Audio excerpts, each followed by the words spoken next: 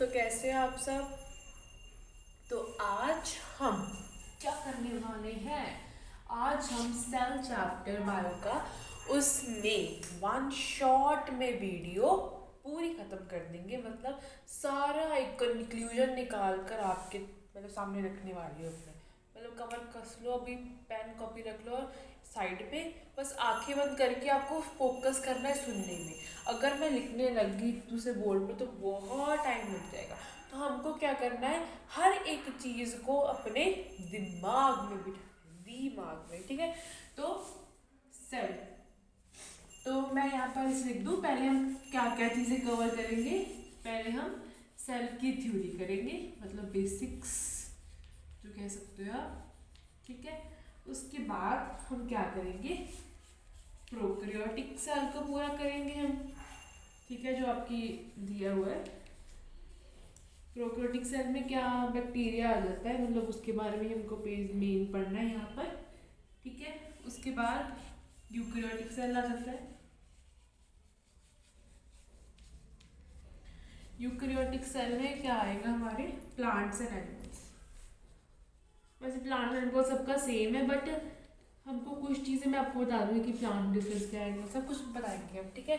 आप पहले कहीं से भी अगर आपने चैप्टर एक पढ़ा हुआ है तो बेस्ट है, बट अगर वन शॉट पढ़ रहे हो मैं कोशिश करूँगी कि समझ आ जाए, क्योंकि आप मतलब क्या ना कि 15-20 दिन का खाना एक दिन में नहीं खा सकते ना, वैसे आप एक चैप्टर्स ऐसे एकदम नहीं कर सकते, ठीक है। तो अब देखो, सबसे शुरुआत करते हैं सेल से। देखो सेल क्या है, cell is the basic unit of life, cell is the structure and function unit of life. Cell एक ऐसी चीज़ है, एक ऐसा पदार्थ है हमारी बॉडी का जिससे पूरी बॉडी बनी हुई है। मतलब छोटे छोटे सेल, एक सेल एक बेसिक है, मतलब एक शरीर को टुकड़े करे जाओगे सबसे एंड पार्ट क्या बचेगा, हमारा सेल। ऐसे एटम होते हैं हमारे कि जैसे कह लो कि एटम को जुड़ जुड़ कर एक सेल बने। मतलब सबसे कहते हैं ना कि एटम सबसे छोटी चीज़ होती है मैटर की, है ना, वैसे ही एक सेल है सबसे छोटी यूनिट है हमारी बॉडी की, ठीक है। अगर फर्दर आप सेल को और तोड़ोगे तो फिर उसका एक हिस्सा एटम का निकल जाएगा। थोड़ी डेप्थ में देख सकते हैं आप इस चीज़ को। सपोज ये बोर्ड है, अब मैं इसका ये पॉइंट ले लूँ, अब इस पॉइंट के मैं अंदर घुस जाऊँ, मतलब उसको तोड़ तोड़ के सबसे लास्ट एटम बचेगा। ऐसे ही हमारा जो सेल है, अब इस सेल का भी सबसे छोटा हिस्सा क्या हो जाएगा, एटम हो जाएगा, ठीक है। मैं तो वैसे बात कर रही थी, ठीक है। अब सेल क्या फॉर्म करते हैं, सेल जो सेम तरह के सेल होते हैं वो क्या फॉर्म करते हैं, हमारे टिश्यूज फॉर्म करते हैं। टिश्यूज क्या बनाते हैं, जैसे ऑर्गन बना दिया, ऑर्गन ने पूरा ऑर्गन सिस्टम बना दिया, स्केलेटल सिस्टम जैसे हमारे कहते हैं ना, ये पूरा ऑर्गन का सिस्टम हो गया। ऑर्गन सिस्टम जुड़ जुड़ कर ऑर्गेनिज्म बनता है। अब एक ऑर्गेनिज्म में कितने सिस्टम चल रहे हैं, डाइजेस्टिव, सर्कुलेटरी, ब्रीथिंग, पता नहीं कितने एक्सक्रीशन का प्रोसेस भी, मतलब हर एक प्रोसेस हमारी बॉडी में परफेक्ट चल रहा है। तो उस भगवान का शुक्रिया करना है, ठीक है, इस इतने परफेक्ट प्रोसेस के लिए, इतनी परफेक्ट ऑर्गेनिज्म को बनाने के लिए, ठीक है। आगे हमने क्या कर रहे थे कि सेल की थ्योरी में तो क्या होता है, different different kind of cell के स्ट्रक्चर होते हैं, जैसे कि कोई disc shape, polygonal, rod like, thread like, columnar shape के, मतलब डिफरेंट डिफरेंट शेप्स हैं। जैसे कि हमारी मीजोफिल की राउंड एंड ओवल होती है, ट्रेकाइड की सिलेंड्रिकल सी शेप हो जाती है। तो हर एक सेल की शेप अलग है। क्यों शेप अलग है, क्योंकि उनका काम अलग अलग है। अब जिनका सेम स्ट्रक्चर है उनका फंक्शन भी सेम होगा। सपोज हमारे यहाँ पर कुछ सेल्स है, सपोज, ठीक है। तो इस सेल में क्या होगा, इस सेल का फंक्शन है ऐसे से, मतलब इस हाथ को मूव करवाना, सपोज, ठीक है। तो इन सब का स्ट्रक्चर एक होगा ना, बिल्कुल, क्योंकि काम सबका एक है।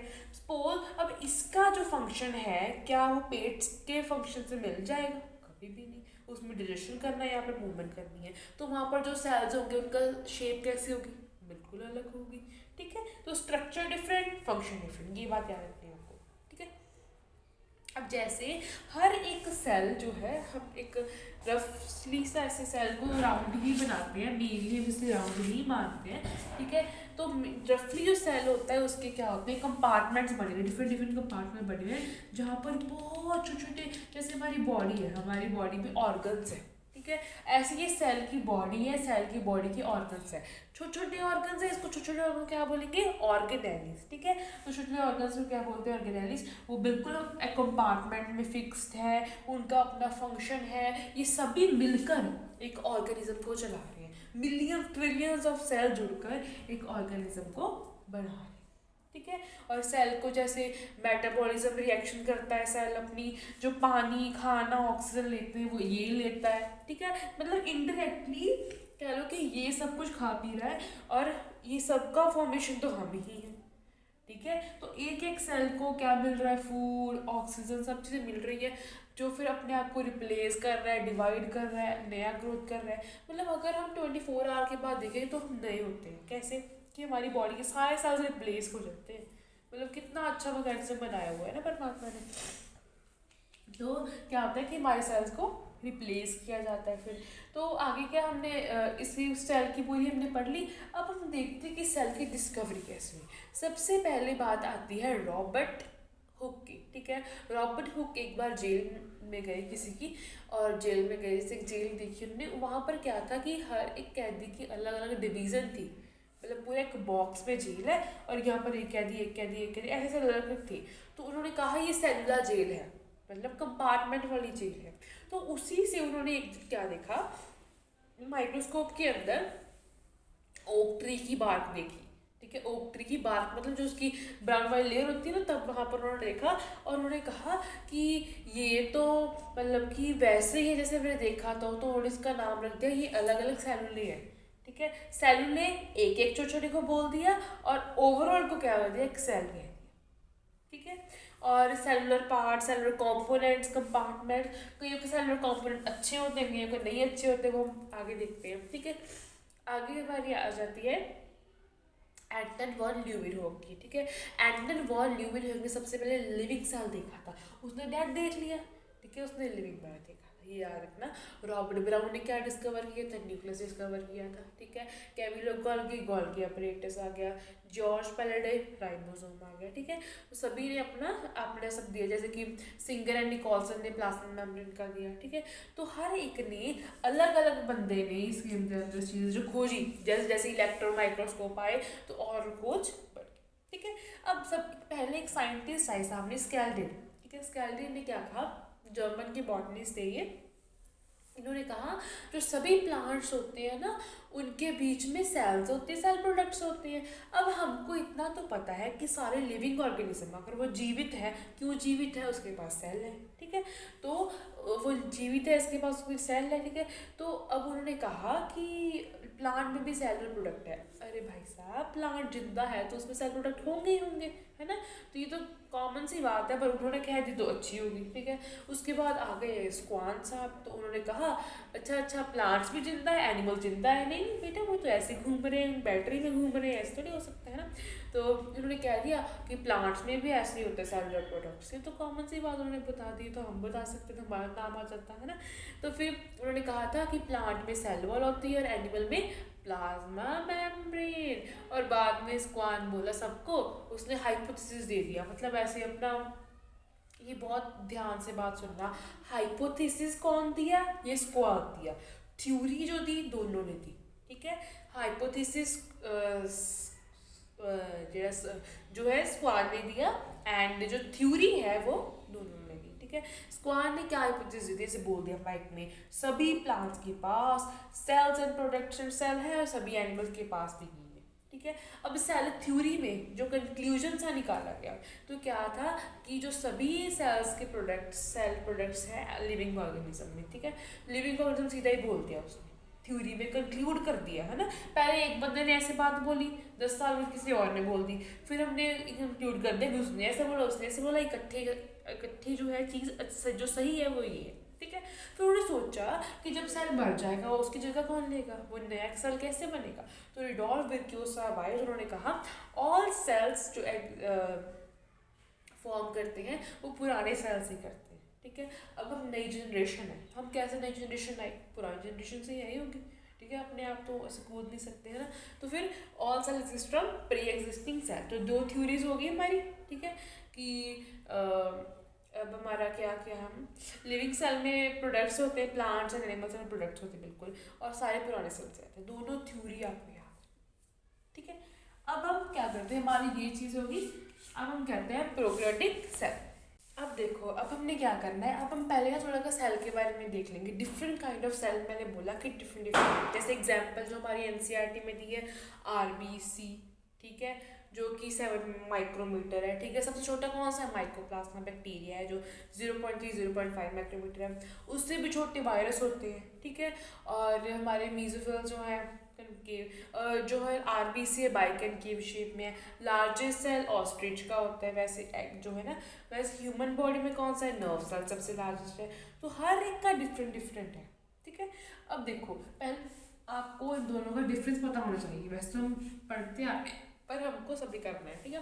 प्रोकैरियोटिक सेल में मेनली क्या आता है, बैक्टीरिया आ जाता है। बैक्टीरिया में जैसे कि कह सकते हो कि कोई न्यूक्लियोइड नहीं है, कोई न्यूक्लियर की मेम्ब्रेन नहीं है, ऑर्गेनेल्स कुछ है ही नहीं, सिर्फ राइबोसोम है इसमें, ठीक है।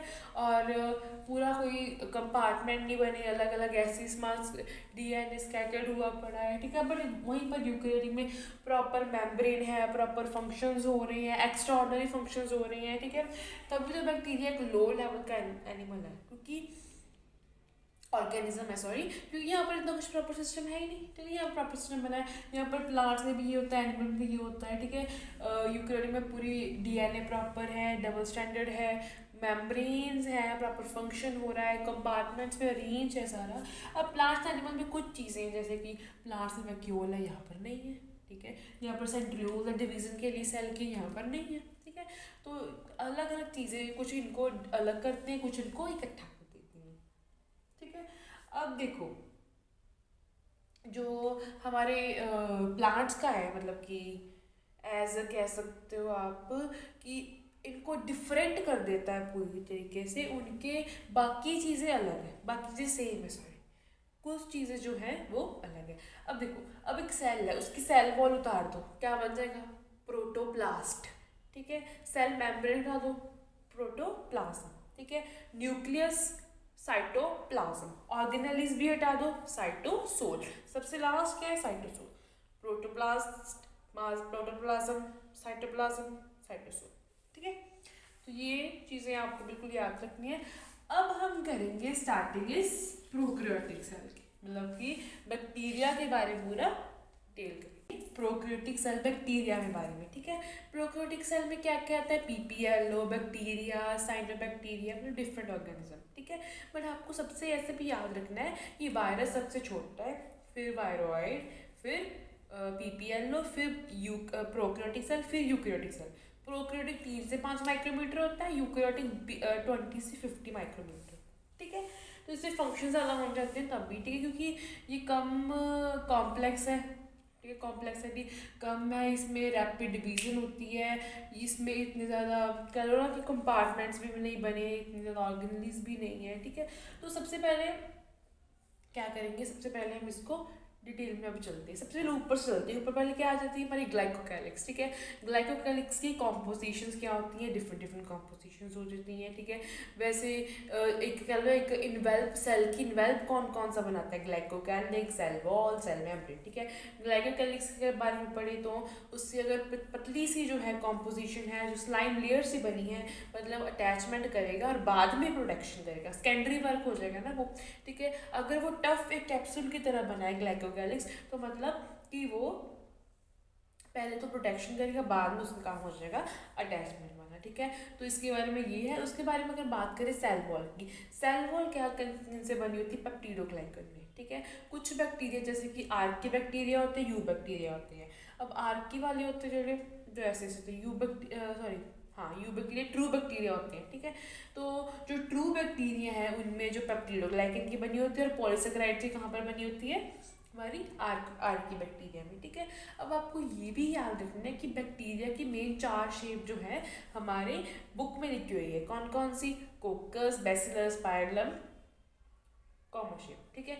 मेन कौन सी है, बैसिलस, ऐसे ऐसे ऐसा वाला जो चौरस होता है ना, वो उस पर ज़्यादा हो जाता है, ठीक है। अब देखो, उसके बारे में हम पढ़ेंगे, सेल वॉल का पढ़ लिया, ठीक है।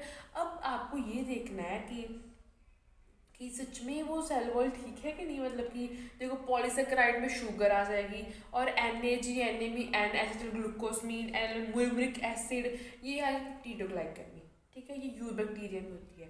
अब आपको दिखनी है कि बहुत पक्की है कि नहीं, तो हमको चेक करना पड़ेगा सेल वॉल के बेस में यू बैक्टीरिया में। तो क्या चेक करेंगे हम, सबसे पहले तो हम देखेंगे कि ग्राम पॉजिटिव बैक्टीरिया है ग्राम नेगेटिव। पॉजिटिव मतलब अगर पेप्टिडोग्लाइकन उस पर है, मतलब इतनी ज़्यादा केमिकल्स डालने पर भी, तो वो ठीक बैक्टीरिया है। अगर नहीं तो फिर वो ग्राम नेगेटिव है, ठीक है। तो पॉजिटिव वाले में क्या आएगा, पहले क्या करेंगे आप, इसको KI डाल देंगे, मतलब पोटेशियम आयोडाइड डालेंगे, इसको अल्कोहल के साथ वॉश कर लेंगे, इसको वॉयलेट कलर रिटेन रहे, फिर आपको पता चलेगा कि वो ठीक है कि नहीं, पॉजिटिव है कि नेगेटिव है, ठीक है।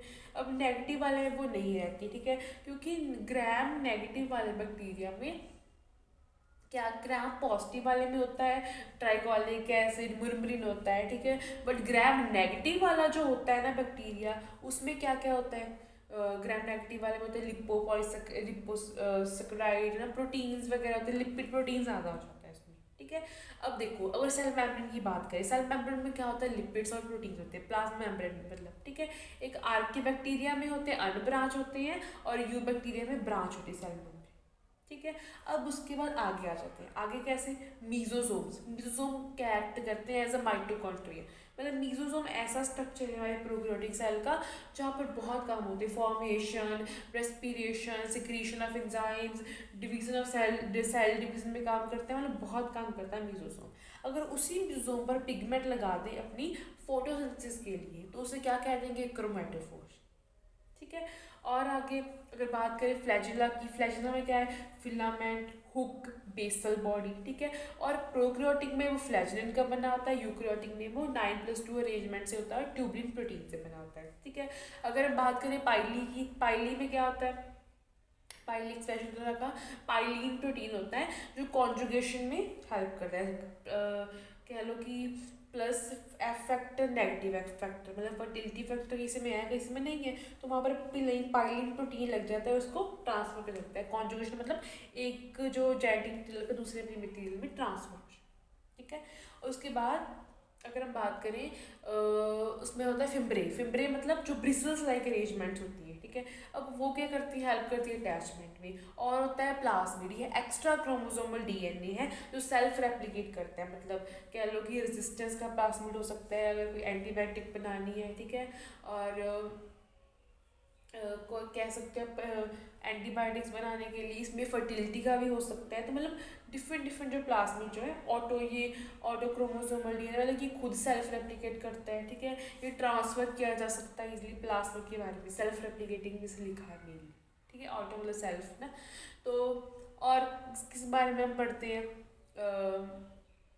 राइबोसोम देख लेते हैं, 70S बैक्टीरिया होता है, मतलब कह लो कि ऊपर 30-40 वाला, सॉरी गलत बोली, सॉरी हमारा 80S होता है 60-40 वाला, ठीक है, ये होता है 50 और 30 वाला, ठीक है। राइबोसोम यहाँ पे 50 और 30 वाला होता है। और कौन कौन सी अरेंजमेंट्स होती हैं, इतना ही होता है आई थिंक, ठीक है। मीजोसोम्स वाला वगैरह भी हो गए हमारे अंदर की, जो कह लो कि हाँ इंक्लूजन बॉडीज होती हैं, मतलब कि स्टोर होना मटेरियल का, साइनोफिल ग्रेन्यूल का, फॉस्फेट ग्रेन्यूल का, सब चीज़ों का कहाँ पर स्टोरेज होता है, हमारी इंक्लूजन बॉडीज, ठीक है।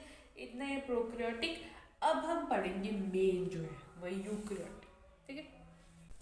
स्टूडेंट्स अब हम इस वीडियो को 2 पार्ट में कर रहे हैं, ठीक है। पहले का जो आपने देखा, अब हम यूकैरियोटिक सेल करेंगे, ठीक है। अब देखो, अब मैं इसको एक बार लिखूंगी और मैं 1 शॉट में जितना ज़्यादा हो सकता है ना, तो देखो है एक आध चीज़ तो रह ही जाएगी, वो दूसरे में कवर हो सकती है ना। तो अब जितना ज़्यादा हो सकता है मैं कोशिश करूँगी कि मैं इसमें कंप्लीट करूँ, ठीक है। अभी आपको कुछ भी करना, मैं देखो तुम्हारे सामने ये चौक भी रखी हूँ, अब आपको बस क्या करना है, मैं अब आँखें बंद कर लूँगी, सिर्फ मैं आप बोलूँगी एक इमेजिनेशन करके, जो मेरी चीज़ जितने ज़्यादा पॉइंट्स आ रहे हैं वो उतना ज़्यादा बोलूँगी, फोकस मेरा रहेगा सिर्फ माइंड पर, जितने ज़्यादा पॉइंट बस आपको खुद आंखें बंद कर उस पॉइंट पर फोकस करना, ठीक है। तो शुरुआत करते हैं, जल्दी जल्दी बैठ जाओ, बिल्कुल शांत होकर एक जगह बैठ जाओ, ठीक है। सबसे पहले प्लाज्मा मेम्ब्रेन। प्लाज्मा मेम्ब्रेन में क्या होता है, ऊपर फॉस्फोलिपिड की लेयर बनी होती है, ठीक है, बाइलेयर भी होती है, और अंदर जो होता है किससे बनी होती है, लिपिड्स और प्रोटीन से बनी होती है। आरबीसी 52% लिपिड्स है और 48% प्रोटीन होता है, 8% अलग चीज़ें हो जाती हैं, ठीक है। उसके बाद आगे जो ये एक्ट एज अ बैरियर करता है कि कोई भी सामान अंदर ना आ पाए। एक डिलिमिटिंग बाउंड्री है एनिमल सेल के लिए, एंड इनर मेम्ब्रेन, इनर जो बाउंड्री है किसके लिए, हमारी प्लांट सेल की है, ठीक है। इसके ऊपर जो है फॉस्फोलिपिड है और कोलेस्ट्रॉल है। कोलेस्ट्रॉल क्या करता है, फ्लूइडिटी करता है, इसमें सेल डिवीजन, सेल को ग्रोथ करता है, एंडोसाइटोसिस करता है, ठीक है। उसके बाद यहाँ पर दो तरह की मूवमेंट चलती है, लेटरल और फ्लिपल मूवमेंट चलती है, जिसकी वजह से कुछ मटेरियल अब जा सकता है। अब मटेरियल किस कंसंट्रेशन से आता है, अगर वो हायर कंसंट्रेशन से लोअर कंसंट्रेशन की तरफ आ रहा है फिर सिंपल डिफ्यूजन हो रही है। अगर लोअर से हायर कंसंट्रेशन की तरफ आ रहा है वो एक्टिव ट्रांसपोर्ट हो रहा है, ठीक है। अगर वो लोअर हायर से लोअर जा रहा है but with the help of carrier protein फिर फैसिलिटेटेड ट्रांसपोर्ट हो रहा है। अगर वाटर मूव कर रहा है देन ऑस्मोसिस या डिफ्यूजन, ठीक है। पानी के डिफ्यूजन को हम क्या कहते हैं, ऑस्मोसिस कहते हैं, ठीक है। हमारे प्लान में क्या, अब हम करते हैं राइबोसोम्स। राइबोसोम डेंस पार्टिकल्स होते हैं, ठीक है, इसकी स्वेटबैक यूनिट होती है। इनडायरेक्टली हम डेंसिटी वगैरह में मेजर करते हैं और डायरेक्टली हम साइज वगैरह देखते हैं। उसके बाद इसका सेडिमेंटेशन कॉफिशिएंट होता है, इनको पूरे अलग अलग डेंस पार्टिकल्स को मिक्स किया जाता है, जो नीचे पहले बैठ गया उसकी तरह से उसका बाहर लिख दिया जाता है एक हिसाब से, ठीक है। प्रोकैरियोट में अलग राइबोसोम होते हैं, यूकैरियोट में अलग होते हैं। प्रोकैरियोट में होते हैं जो होते हैं प्रोकैरियोट में वो होते हैं 70S है, 50S और 30S से बना हुआ, बड़ी यूनिट और छोटी यूनिट से बना है। वहाँ पर होता है 80S, किससे बना है 60S और 40S से, ठीक है। तो उसका जो अलग अलग जो डेंसिटी दिखेगी वो डेंसिटी हमने लिख दिया राइबोसोम की। राइबोसोम का प्रोटीन से बनता है, ठीक है। राइबोजाइम भी एक्ट करता है कहीं पर, और इसका जो mRNA है, जो मतलब जो RNA mRNA बनता है प्लस प्रोटीन जब जुड़ता है तब जाके राइबोसोम बनता है, ठीक है। आगे उसके बाद बात करते हैं माइक्रोबॉडीज। अब देखो माइक्रोबॉडीज जो होती है दोनों में प्रेजेंट है, प्लांट्स एंड एनिमल्स में, ठीक है। अब वहाँ पर क्या होता है, इनके अलग अलग तरह के होते हैं, पेरोक्सिसोम, ग्लाइकोसोम, स्फेरोसोम। स्फेरोसोम में कौन से प्लांट लाइसोसोम हो जाता है, ठीक है, स्टोरेज ऑफ लिपिड हो जाता है, ठीक है। पेरोक्सिसोम में जो होता है हमारा oxidation of beta fatty acids हो गए, ठीक है। तो इस तरह के जो फंक्शन है वहाँ पर होते हैं, फैटी एसिड वाले ब्रेकडाउन ऑफ फैटी एसिड हो जाता है, कहीं पर सिंथेसिस स्टोरेज ऑफ लिपिड्स हो जाता है, ठीक है।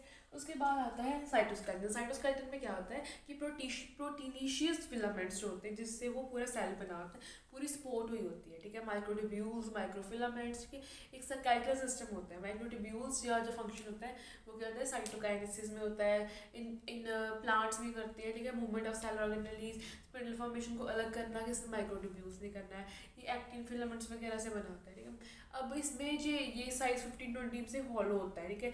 माइक्रोफिलामेंट छोटी होती है बिल्कुल, इसमें साइटोकाइनेसिस एनिमल्स करते हैं, स्यूडोपोडिया फॉर्मेशन हो जाती है, ठीक है, और साइटोप्लाज्म स्ट्रीमिंग करते हैं माइक्रोफिलामेंट से, ठीक है। उसके बाद हम करते हैं बात एंडोमेम्ब्रेन सिस्टम की, जो किससे बना हुआ है, ईआर, गोल्गी, लाइसोसोम और वैक्यूल से सबसे मिलकर जो है बना हुआ है, ठीक है। सबसे पहले एंडोप्लाज्मिक रेटिकुलम एक डेंस स्ट्रक्चर है जहाँ पर क्या होता है कि चीज़ें जो होती हैं वहाँ पर किस तरह से पैकेज सी होती है, कह लो कि रफ एंडोप्लाज्मिक रेटिकुलम होता है, एक स्मूथ आर मतलब रफ मतलब जो जिसमें राइबोसोम बिहेव करते हैं, और वो एक ऐसा डेंस स्ट्रक्चर होता है जो अलग अलग शेप में होता है, जिसमें पानी भरा होता है, ठीक है। और वहाँ पर राइबोसोम लगे होते हैं, राइबोसोम का काम है फॉर्मेशन ऑफ प्रोटीन्स वगैरह बनाना, ठीक है। वहाँ पर SCR में सिंथेसिस ऑफ स्टेरॉइड्स हो जाते हैं ना, तो स्मूथ एंडोप्लाज्मिक रेटिकुलम में नहीं होते राइबोसोम, पर वहाँ पर क्योंकि वो स्मूथ है बिल्कुल, ठीक है। वहाँ पर डिटॉक्सिफिकेशन, कैल्शियम स्टोरेज, सिंथेसिस होती है चीज़ों की अलग अलग, ठीक है। वहाँ पर कैल्शियम स्टोर हो जाता है एंडोप्लाज्मिक रेटिकुलम में, जैसे पढ़ते हैं ना साइटोप्लाज्मिक रेटिकुलम में, वहाँ पर, ठीक है। अब इनके दोनों होता है स्ट्रक्चर से, इसमें क्या होता है कि यहाँ पर वेसिकल्स की फॉर्म में, लैमेलिक की फॉर्म में चीज़ें ट्रांसपोर्ट होती है। उसके बाद चीज़ें ट्रांसपोर्ट हो गई, किसके पास जाते हैं, गोल्गी बॉडी। गोल्गी बॉडी किसने की थी, कैमिलो गोल्गी ने, ठीक है। अब वहाँ पर चीज़ें मॉडिफिकेशन होती है, सिंस concave, cis trans, concave, convex concave होता है। यहाँ पर पैकेजिंग होती है चीज़ों की, वेसिकल्स वगैरह अलग अलग फॉर्म में होती है। अब एंडोमेम्ब्रेन सिस्टम में से क्या क्या निकलता है एंडोप्लाज्मिक रेटिकुलम से, वैक्यूल, लाइसोसोम सभी चीज़ें निकल जाती है ना। तो वहाँ पर जो मॉडिफिकेशंस होती हैं, ग्लाइकोप्रोटीन बनते हैं, ग्लाइकोलिपिड, ग्लाइकोजन प्लस लिपिड बन जाता है, ग्लाइकोजन प्लस प्रोटीन बन जाता है, अलग अलग फॉर्मेशन करता है हमारा गोल्गी बॉडी। ठीक है। उसके बाद अगर बात करें राइजोम की, राइजोम क्या है, सुसाइडल बैग है जो कि एक्ट करता है, जो कि एज अ डस्टबिन एक्ट करता है। और क्या करता है, इसमें काफ़ी एंजाइम्स होती हैं जो सिर्फ एसिडिक पीएच पे करते हैं, प्रोटीज, कार्बोक्सिलेज, हाइड्रोलेज, अलग अलग होते हैं, ठीक है। अब जिसमें जैसे ही इसने H पॉजिटिव एंटर किया, जैसे पंप हुआ ना, तभी ये अपना जो है इस सब्सटेंस को तोड़कर आगे करेगा, ठीक है, या अंदर लेगा, अपने एक्टिव ट्रांसपोर्ट होता है ना वहाँ पर, तो वो उस कंसंट्रेशन में आइसोम के सुसाइडल बैग से एक्ट कर देता है। अब सुसाइडल बैग जब वो आइसोम मर गया तो वो वैक्यूम में स्टोर हो सकता है, डिफरेंट डिफरेंट जगह पर सेल से रिमूव हो सकता है, ठीक है। उसके बाद अगर हम बात करें न्यूक्लियस की, न्यूक्लियस में काफ़ी है कि डबल मेम्ब्रेन स्ट्रक्चर आ जाता है, ठीक है। डेंस जैसे फ्लेमिंग ने किया था, ठीक है, कैसे क्रोमेटिन मटेरियल को फ्लेमिंग ने देखा था, बेसिक डाई से जैसे स्टेन किया था। उसके बाद इसमें होता है क्रोमेटिन मटेरियल होता है जो पहले किस फॉर्म में होता है, पहले क्रोमेटिन होता है, फिर क्रोमोसोम बन जाता है, ठीक है। फिर वो आगे आगे अपने आप को कंडेंस करता है, ठीक है। जब उसकी डिफरेंट डिफरेंट स्टेजेस में अगर वो इंटरफेस में है तो फिर वो अपने आप को बहुत ही डीकंडेंस्ड फेस में रखेगा। अगर वो डिवाइडिंग के फेस में, फिर वो अपने आप को कंडेंस कर लेगा प्रॉपर तरीके से कि वो अपने अलग अलग स्टेजेस में डिवाइड कर पाए, ठीक है। उसके बाद कैसे पैकिंग होती है, जैसे कि हिस्टोन प्रोटीन्स। अब क्रोमेटिन क्या है, एक जीन है जिसपे मतलब डीएनए लगा है, ठीक है। हर पे इन्फॉर्मेशन है, डिफरेंट डिफरेंट इन्फॉर्मेशन है, हर एक की अलग अलग इन्फॉर्मेशन होती है, ठीक है। अब वहाँ पर क्या होगा, वहाँ पर अलग अलग प्रोटीन्स आएंगे, उनको ऊपर ऊपर रैप कर देंगे, क्रोमोसोम का हिस्सा बचेगा, बंटवारा होगा, आगे सेल डिवाइड करेगा, वो अलग चीज़ें चलती है फिर, ठीक है। अब और क्या होता है न्यूक्लियस में, न्यूक्लियर इन्वेल्प होती है, न्यूक्लियर लेमिना होती है जो इंटरमीडिएट फिलामेंट से बनी है और इसको सपोर्ट कर रही है। उसके दोनों के बीच में पेरिन्यूक्लियर स्पेस है जो 10 से 50 माइक्रोमीटर है, ठीक है। और अब न्यूक्लियस का और फंक्शंस क्या है, कंट्रोलिंग मेन सेंटर है, इसने अगर जो हुक्म दे दिया वो करना ही पड़ेगा सेल को, तो मेन कंट्रोल कौन करता है, हमारा न्यूक्लियस, ठीक है। और इसमें जैसे होता है हमारा कह सकते हो आप जो एक्रोमियर, टीलोमियर होता है, ठीक है, डिफरेंट डिफरेंट चीज़ें होती हैं। उसके बाद हम बात करते हैं माइटोकॉन्ड्रिया। अब देखो माइटोकॉन्ड्रिया क्लोरोप्लास्ट, इसको एंडोप्लाज्मिक सिस्टम में रखा ही नहीं गया, क्यों, क्योंकि ये क्या है हमारा, ये है हमारा प्रोकैरियोटिक बैक्टीरिया था ये पहले हमारा, तो क्या हेट्रोट्रॉफिक भी कह सकते हैं। अभी यूकैरियोटिक में जब एंटर किया तो इसने अपना एक अलग कह लो एक ऑर्गेनेल ही बन गई, माइटोकॉन्ड्रिया और क्लोरोप्लास्ट, ठीक है। तो यहाँ पर ये बन गए और इसका अपना डीएनए या आरएनए है, इसको एंजाइम मशीनरी अलग है, अलग प्लाज्मिड्स है ना, तो यहाँ पर इनका जो है अपना अलग है काम। तो ये एटीपी वगैरह जनरेट करते हैं माइटोकॉन्ड्रिया, इसको किस्टे में काफ़ी ज़्यादा एंजाइम्स लगे हुए हैं, एंजाइम मशीनरी हो जाती है यहाँ पर, जो ग्लूकोज वगैरह की सारी रिएक्शंस होती हैं यहाँ पर माइटोकॉन्ड्रिया में एटीपी को निकालने के लिए होती है। उसके बाद क्लोरोप्लास्ट है, उसके ऊपर क्या होता है, क्लोरोप्लास्ट मतलब प्लास्टिड में क्या होते हैं, क्लोरोप्लास्ट होते हैं, मतलब अलग अलग जो ग्रेना होता है वो ग्रेना के ऊपर क्या होता है, थाइलाकोइड होता है जहाँ पर काफ़ी रिएक्शन चलती है। बाकी मटीरियल स्ट्रोमा होता है, स्ट्रोमा के बीच में जो पतली लंबी सी पाइप होती है, स्ट्रोमा लैमेला बोल देते हैं, वहाँ पर पिगमेंट्स होते हैं डिफरेंट डिफरेंट तरह के, ठीक है। प्लास्टिक क्योंकि डिफरेंट डिफरेंट तरह के होते हैं ना, तो इसका भी अपना DNA RNA molecules enzyme machinery सभी कुछ अपना है। डार्क रिएक्शन कहाँ पर होती है, स्ट्रोमा में हो जाती है, ठीक है। तो आगे क्या क्लोरोप्लास्ट क्या करती है, इसको ग्रीन कलर देने का काम करती है, मतलब क्लोरोप्लास्ट प्लास्टिक का नहीं करता है, लिख दिया। अब देखो प्लास्टिड है, जो प्लास्टिड डिफरेंट डिफरेंट तरह के होते हैं, जैसे कि कहीं होते हैं क्रोमोप्लास्टिड, क्रोमोप्लास्ट है ना, ल्यूकोप्लास्ट, जब क्लोरोप्लास्ट होता है जो मतलब जो कलर का देता है वो प्लास्टिड होता है, ठीक है। क्लोरोप्लास्ट ग्रीन कलर देगा, सिर्फ फोटोसिंथेसिस में हेल्प कर देगा। जो क्रोमो होता है वो डिफरेंट डिफरेंट कलर्स देगा, राइटनिंग करेगा, प्रोटेक्शन करेगा प्लास्टिड की, ठीक है। अब ल्यूकोप्लास्ट जो बिल्कुल भी कलर नहीं देगा but different different size shape का होगा। ल्यूकोप्लास्ट में आगे आते हैं इमाइलोप्लास्ट, ल्यूरोप्लास्ट, इलियोप्लास्ट। इलियो में होते हैं ऑयल्स वगैरह होते हैं, ऑयल्स एंड फैट्स होते हैं। एल्यूरो में प्रोटीन्स वगैरह होते हैं। अमाइलो में स्टार्च होती है जो पोटैटो में होती है, ठीक है।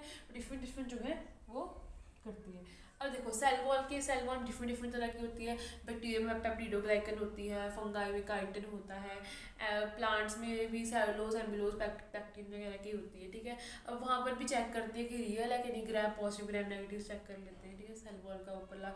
और ये सबसे आउटर स्ट्रक्चर किसका है, हमारी प्लांट्स, ठीक है। उसके बाद अगर और सेल वॉल में ये भी याद रखना कि जो मिडल लैमेला किसका बना है, कैल्शियम पेप्टाइड का बना है। जो छोटे पोर्स है या कोई सामान आना है कैसे आना है वो सभी डिपेंड है, ठीक है। Last and but not least vacuole क्या होता है, बैक कलेक्ट डस्टबिन, और इसके ऊपर वाली जो है टोनोप्लास्ट से बनी हुई है। यहाँ पर सभी जो मटेरियल है वहाँ पर होता है, और यहाँ पर जो मटेरियल होता है वो हायर कंसनट्रेशन में होता है एज कम्पेयर टू सेल। यहाँ पर गैसेज होती हैं डिफरेंट डिफरेंट, जो टॉक्सिन्स होते हैं सभी वो यहाँ पर हो जाते हैं, स्टोर हो जाते हैं, एंड ये क्या करता है एक्ट एज अ डस्टबिन। ठीक है। तो जितना भी कोशिश हो सकती थी सारा मैंने इस वीडियो में कहा है, करा है, ठीक है। तो बढ़ते रहिए और मैं कोशिश करूँगी कि इसके जो क्वेश्चंस हैं वो टेलीग्राम में ज़रूर दें, आप वहाँ पर जुड़ सकते हैं, ठीक है। Thank you.